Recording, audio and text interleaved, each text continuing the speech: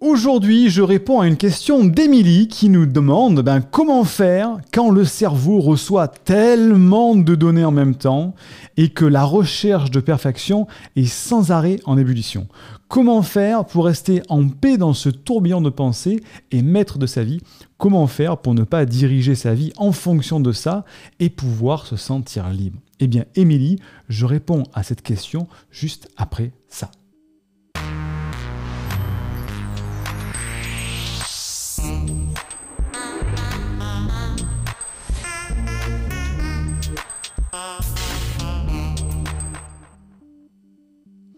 Je te souhaite la bienvenue à l'Université des hauts potentiels dans laquelle nous aidons les personnes avec un profil psychologique de haut potentiel à s'épanouir avec leur douance pour, je l'espère, co-créer un monde meilleur.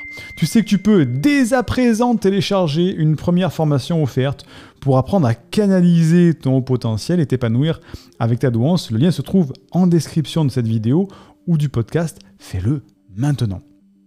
Alors, peut-être que toi aujourd'hui, tu as comme Émilie le stress d'avoir trop de pensées envahissantes.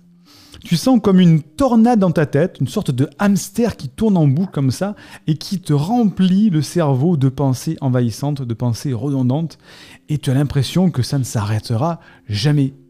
Tu as cette peur de te dire, bon sang, mais jamais je vais réussir à calmer mon mental. Pourquoi j'ai toujours ces pensées? Pourquoi j'ai toujours du mal peut-être à m'endormir? Voilà, ça ne s'arrête pas. Comment on fait? Et là, tu as cette angoisse qui te monte de ne plus maîtriser ta vie par rapport à ça.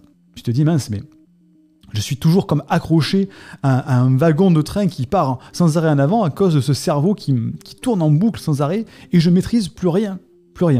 Et tu as cette frustration de ne pas te sentir libre de faire ce que tu aimes par rapport à ça, justement. Alors, si tu as tous ces problèmes, ce qu'il te faut pour t'en sortir, c'est d'apprendre à canaliser tes pensées envahissantes. Parce que oui, écoute-moi bien, ça s'apprend, tout simplement.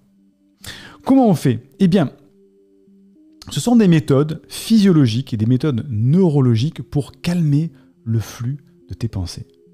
Des méthodes physiologiques, pourquoi? Parce qu'on va utiliser notre corps pour automatiquement amener à redescendre le niveau de pensée, enfin en tout cas la vitesse de pensée plus bas, et des méthodes neurologiques parce qu'on va se mettre à faire des visualisations, je vais t'expliquer un petit peu plus tard, qui fait qu'effectivement le cerveau, au lieu de se focuser sur les pensées envahissantes comme ça, va réussir à se recanaliser sur quelque chose de très focus et donc va baisser son intensité.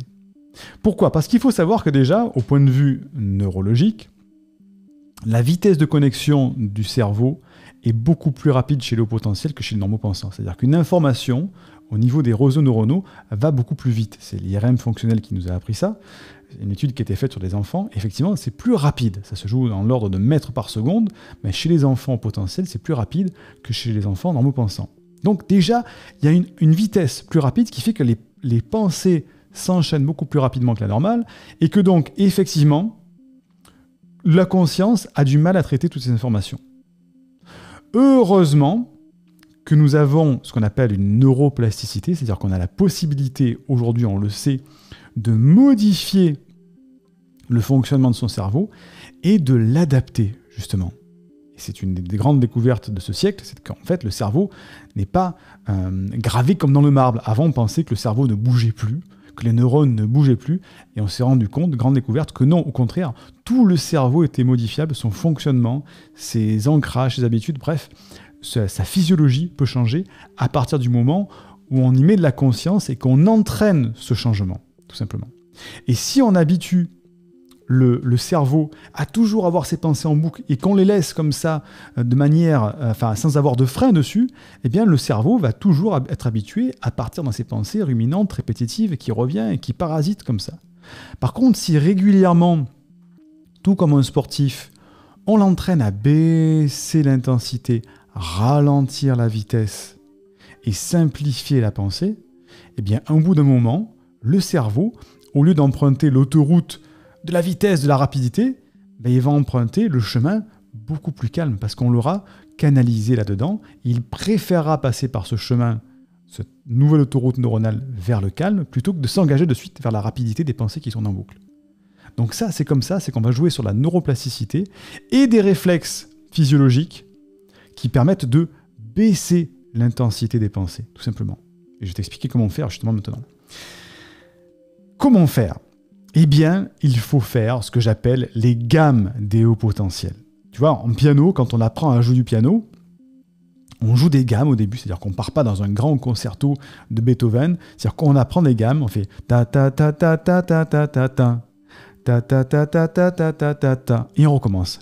Et on monte ta ta ta ta ta ta ta ta ta et on continue. Pourquoi? Pour s'entraîner, entraîner ses doigts à mémoriser l'endroit exact des touches, pour revenir toujours sur la bonne touche et pas entre les deux. Et en faisant ces gammes, comme ça, un pianiste s'habitue à jouer sur le piano, à tel point qu'à un moment, il peut mettre ses doigts n'importe où et il peut jouer les notes qu'il veut. Les gammes du haut potentiel, c'est quoi? C'est la même chose. C'est s'entraîner avec des exercices simples à ramener l'intensité des pensées à un niveau normal, calme, paisible. Et, bien sûr, comme un entraînement de pianiste, il faut le faire souvent. Un pianiste le fait tous les jours. Donc, ce que je vais te proposer de faire, il faut le faire tous les jours. Alors, je ne dis pas de faire ça 3-4 heures par jour, parce que ça ne serait pas raisonnable, mais il te suffit de le faire entre 5 et 15 minutes par jour. Donc, 5 minutes par jour, c'est faisable dans une journée, même si tu me dis « Non, mais tu ne te rends pas compte, Siegfried, moi j'ai une journée, je m'en sors plus, les enfants, le boulot, tout ça, tu veux me mettre 5 minutes en plus ?» On a tous 5 minutes aux toilettes. Il y en a qui utilisent 5 minutes pour aller fumer une clope. On a 5 minutes peut-être dans la voiture.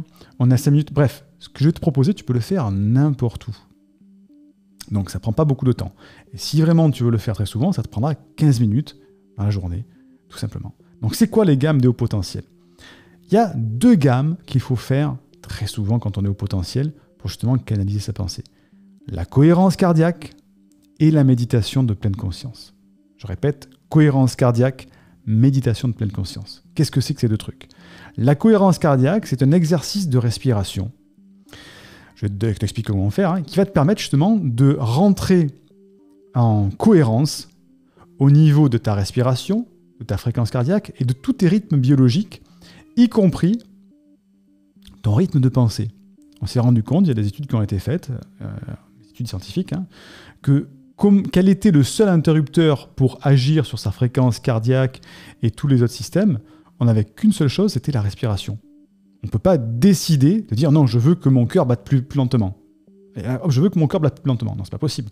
Je veux que mon cœur batte plus vite. C'est pas possible. Le seul interrupteur, le seul accélérateur, c'est la respiration.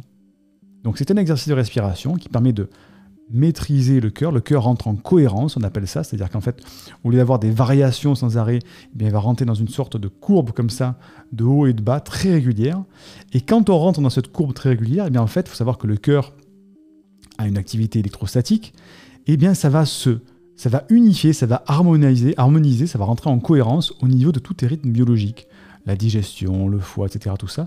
Et automatiquement, au bout d'un moment, eh bien, le niveau d'attention baisse, on se relâche, on se calme avec la cohérence cardiaque. Donc, premier exercice, c'est la cohérence cardiaque. Je vais t'expliquer comment faire. Deuxième exercice, c'est la méditation de pleine conscience. Qu'est-ce que c'est que la méditation de pleine conscience? Eh bien, c'est l'art de méditer. Alors, méditer, tu vas te dire, OK, il faut que je mette en position du lotus et que je récite des mantras, Om, et que je m'élève. Non. Aujourd'hui, on peut faire de la méditation moderne. Et la méditation de pleine conscience, c'est quoi? C'est de ramener son focus sur des choses très simples. Quand tu as l'esprit qui est comme ça, envahi de pensées envahissantes, ça part dans tous les sens, tu réfléchis le passé, le futur, le présent, etc. Tout ça. Comment faire pour amener son attention sur quelque chose? Parce qu'un cerveau ne peut pas penser à 2 choses en même temps. Donc si on le ramène sur un point, il va oublier le reste, enfin, il ne pourra plus traiter le reste. Donc qu'est-ce qu'on a à notre portée, de partout? C'est notre corps. Et on va se ramener sur nos sensations. Sensations, ça s'appelle VAKOG, V-A-K-O-G, visuel, auditif, kinesthésique, olfactif, gustatif. Donc ce sont les sensations qu'on a tous les jours à notre portée, puisque c'est nos sensations. Donc qu'est-ce qu'on va voir? Sur quoi je peux me concentrer pour avoir le focus? Visuel, VAKOG, auditif. Sur quoi je peux concentrer les sons, mon écoute? Visuel, auditif, kinesthésique. Qu'est-ce que je sens au niveau de mes mains, de mes pieds, de mes habits? Kinesthésique. comme olfactif, qu'est-ce que je sens, et gustatif avec la langue. Et donc, en menant sa conscience à se focuser sur ces sensations-là, eh bien, on commence à oublier les pensées. Elles deviennent de moins en moins parasitées. Alors, je ne dis pas que tu vas être comme ça dans un claquement de doigts sans passer parasite, mais en tout cas, ça va grandement réduire tes pensées, et au plus tu t'entraînes, au moins tu as de pensées parasites, de pensées de perfectionnisme, de pensées redondantes comme celle-ci. Donc quand tu cumules les deux, l'exercice de cohérence cardiaque, en même temps qu'un exercice de méditation de pleine conscience, tu as un cocktail pour abaisser tes pensées envahissantes, tes pensées redondantes. Donc ça, ces deux exercices sont des exercices que peuvent faire les normaux pensants, c'est de très bons exercices, mais chez le haut potentiel, la différence, c'est que c'est vital de faire ça. Un potentiel qui ne fait pas ses gammes, il va s'emballer sans arrêt, se sentir submergé, et je sais plus, j'arrive plus à gérer, ça part dans tous les sens, j'arrive plus à me concentrer, etc., etc. Et on s'en sort pas, on perd la liberté sur sa vie, on perd la main sur sa vie. Donc les gammes, cohérence cardiaque, méditation de pleine conscience. Comment mettre en place ça? Quel est l'exercice à mettre en place? Eh bien, il faut faire ça pendant 5 minutes. La cohérence cardiaque, c'est, tu as un petit truc pour t'en rappeler, moi il y a un mnémotechnique, c'est 365. 365, c'est 3 fois par jour, 6 respirations par minute pendant 5 minutes. Donc en gros, tu t'assois, vaut mieux t'asseoir, tu te mets sur un fauteuil par exemple. Voilà, je prends mon petit fauteuil, hop, je m'assois ici, je mets le micro à ma portée. Voilà, le dos bien droit, tu ouvres ton buste, les mains sur les genoux, et tu vas respirer sur 5 avec le nez, et souffler sur 5.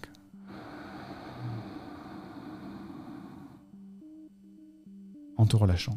Tout simplement, c'est ça la cohérence cardiaque. Bien sûr, tu vas me dire, mais attends, Siegfried, c'est respirer, ça s'appelle respirer, ça. Non, c'est pas la même chose. On respire sur 5, on expire sur 5, sans temps d'arrêt. Et on gonfle les poumons et la respiration abdominale de manière très ample. Pas au taquet, pas en train de faire...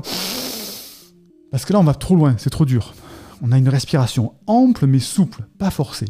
Donc on part le ventre dégonflé, le dos ouvert pour laisser de la place à la cage thoracique. On respire par le nez et en pleine conscience, on va penser que l'air rentre par notre cœur. Donc c'est important, ça peut te paraître un petit peu ésotérique de faire ça, mais d'imaginer que l'air rentre dans ton cœur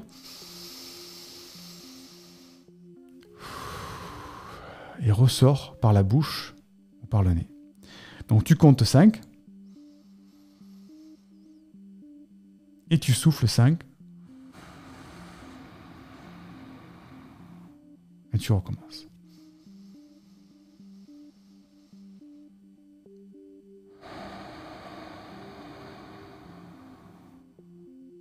En imaginant l'air qui passe par le cœur, comme ça.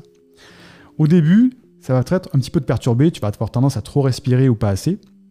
Ce que je te conseille pour l'expiration, c'est de t'aider en faisant le son chut, comme quand on dit chut, comme ça un bébé. Pourquoi? Parce que déjà, premièrement, ce son calme. Et en plus, ça te permet de maîtriser le flux de l'air qui sort. Et donc, au lieu de faire d'un coup, et d'avoir du mal à canaliser ça, le petit chut va te canaliser. Regarde, je fais ça.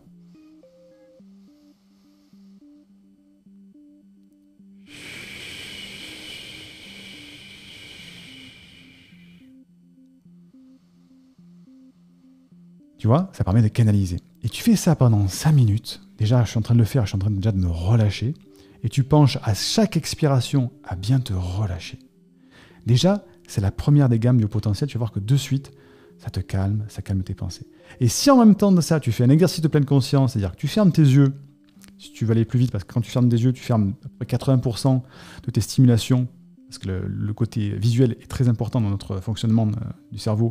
Donc tu fermes les yeux et tu te concentres par exemple sur l'air qui rentre sur tes narines, tu essaies de ressentir la fraîcheur que ça te fait quand ça rentre dans les narines, dans l'arrière-gorge. Ah tiens, ça fait une sensation sur ma langue quand je fais et tu mets le focus sur ça. Ou tu peux mettre le focus sur la sensation de ton corps, sur tes fesses, sur la chaise. Et tu essaies de sentir, tiens, comment je sens ça, quelles sont les sensations.